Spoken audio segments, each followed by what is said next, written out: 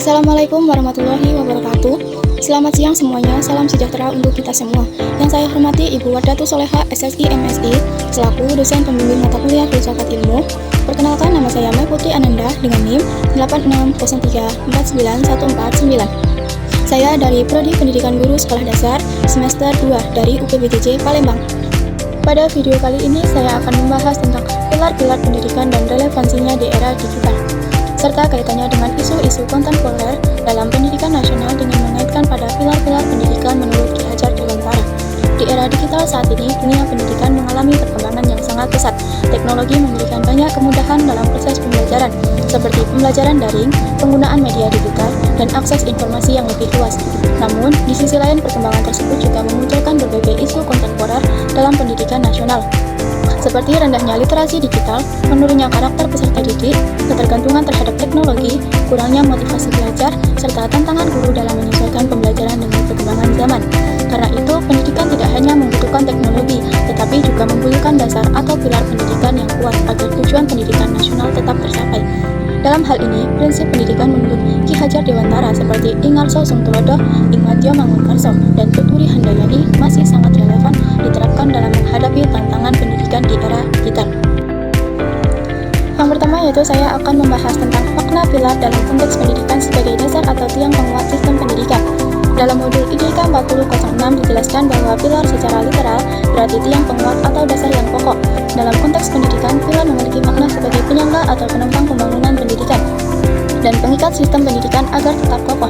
Pilar pendidikan menjadi dasar penting dalam proses pembelajaran, pengembangan kurikulum, dan pembentukan karakter peserta didik. Tanpa adanya pilar pendidikan yang kuat, sistem pendidikan akan mudah mengalami ketidakseimbangan dan sulit mencapai tujuan pendidikan nasional. Di era digital saat ini, pilar pendidikan menjadi semakin penting karena perkembangan teknologi membawa perubahan besar dalam dunia pendidikan, baik dari cara belajar, cara mengajar, maupun karakter peserta didik. Yang kedua yaitu saya akan membahas tentang prinsip dasar pendidikan menurut Ki Hajar Dewantara. Ki Hajar Dewantara sebagai tokoh pendidikan Indonesia memiliki prinsip pendidikan yang sangat terkenal, yaitu Ingarso Sungtulodo, Ingmadjo Mangunkarso, dan Tuturi Handayani. Yang pertama yaitu saya akan membahas tentang Ingarso Sungtulodo. Ingarso Sungtulodo memiliki arti bahwa seorang pendidik yang berada di depan harus mampu menjadi teladan bagi peserta didik. Guru bukan hanya menyampaikan materi, tetapi juga memberikan contoh sikap, perilaku, kedisiplinan, tanggung jawab, dan etika yang baik. Dalam era digital, prinsip ini tetap sangat relevan karena peserta didik tidak hanya belajar dari buku, tetapi juga dari perilaku guru di media sosial maupun dalam pembelajaran daring.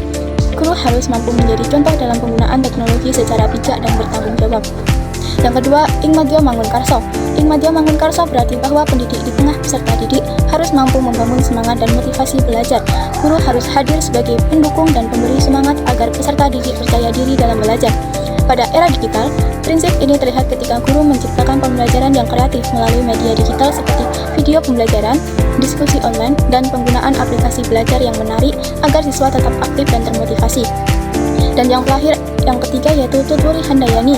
Tuturi Handayani berarti bahwa pendidik dari belakang memberikan dorongan dan dukungan kepada peserta didik agar mampu belajar secara mandiri. Prinsip ini sangat sesuai dengan pembelajaran modern karena saat ini peserta didik dituntut lebih mandiri dalam mencari informasi dan mengembangkan kemampuan diri melalui teknologi digital. Guru tidak lagi menjadi satu-satunya sumber informasi, tetapi menjadi pembimbing dan fasilitator dalam proses pembelajaran. Yang ketiga yaitu saya akan membahas tentang analisis relevansi dan tantangan penerapan prinsip tersebut di era digital. Misalnya dalam pembelajaran daring, literasi digital, karakter peserta didik, dan peran guru. Menurut saya, prinsip pendidikan Ki Hajar Dewantara masih sangat relevan diterapkan di era digital karena pendidikan saat ini tidak hanya menekankan pengetahuan, tetapi juga karakter dan kemampuan peserta didik dalam menghadapi perkembangan zaman. Namun, terdapat beberapa tantangan dalam penerapannya. Yang pertama, pembelajaran daring membuat interaksi antar guru dan peserta didik menjadi terbatas. Banyak siswa yang kurang fokus saat belajar online karena penggunaan gadget lebih sering dipakai untuk hiburan dibandingkan belajar. Kedua, rendahnya literasi digital juga menjadi tantangan. Tidak semua peserta didik mampu menggunakan teknologi dengan bijak. Banyak siswa yang mudah terpengaruh informasi negatif, hoax, bahkan kecanduan media sosial. Yang ketiga, tantangan karakter peserta didik. Di era digital, sikap disiplin, tanggung jawab, dan etika terkadang mulai menurun karena pengaruh lingkungan digital yang bebas. Yang keempat, peran guru juga semakin kompleks. Guru tidak hanya mengajar materi, tetapi harus mampu menjadi teladan, motivator, sekaligus pembimbing dalam penggunaan teknologi secara positif. Selanjutnya yaitu contoh aktual yang dapat dilihat saat ini adalah penggunaan AI dan internet dalam pembelajaran. Teknologi memang membantu siswa memperoleh informasi dengan cepat, tetapi jika tidak dibimbing dengan baik, siswa bisa menjadi malas berpikir kritis dan hanya bergantung pada teknologi. Karena itu, prinsip Ki Hajar Dewantara tetap penting agar pendidikan tidak kehilangan nilai moral, karakter, dan kemanusiaannya. Yang terakhir, yang keempat, yaitu saya akan membahas tentang refleksi singkat tentang bagaimana pilar tersebut dapat menjawab persoalan pendidikan nasional saat ini. Menurut saya, pilar pendidikan dan prinsip pendidikan Ki Hajar Dewantara dapat menjadi solusi dalam menjawab berbagai persoalan pendidikan nasional saat ini. Masalah seperti rendahnya karakter peserta didik, kurangnya motivasi belajar, penyalahgunaan teknologi, hingga ketimpangan kualitas pendidikan dapat diatasi jika seluruh pihak menerapkan prinsip pendidikan secara benar. Guru harus menjadi teladan yang baik, mampu membangun semangat belajar siswa, dan memberikan dorongan agar peserta didik menjadi pribadi yang mandiri serta bertanggung jawab. Selain itu, pendidikan juga harus menyesuaikan perkembangan teknologi tanpa meninggalkan nilai-nilai moral dan budaya bangsa. Teknologi seharusnya menjadi alat pendukung pendidikan, bukan menggantikan peran manusia dalam membentuk karakter. Dengan menerapkan pilar pendidikan secara konsisten, pendidikan nasional dapat berkembang lebih baik dan mampu menghasilkan generasi yang cerdas, kreatif, mandiri, dan berakhlak baik. Selanjutnya, kesimpulan. Dari pembahasan ini dapat disimpulkan bahwa pilar pendidikan merupakan dasar atau penopang penting dalam sistem pendidikan nasional. Prinsip pendidikan menurut Ki Hajar Dewantara yaitu Ing Ngarso Sung Tulodo, Ing Ngadya Mangunkarso, dan Tutwuri Handayani masih sangat relevan diterapkan di era digital saat ini. Walaupun perkembangan teknologi membawa berbagai tantangan, prinsip-prinsip tersebut tetap menjadi pedoman penting dalam membentuk pendidikan yang tidak hanya berfokus pada pengetahuan, tetapi juga karakter, tanggung jawab, dan kemampuan hidup bersama.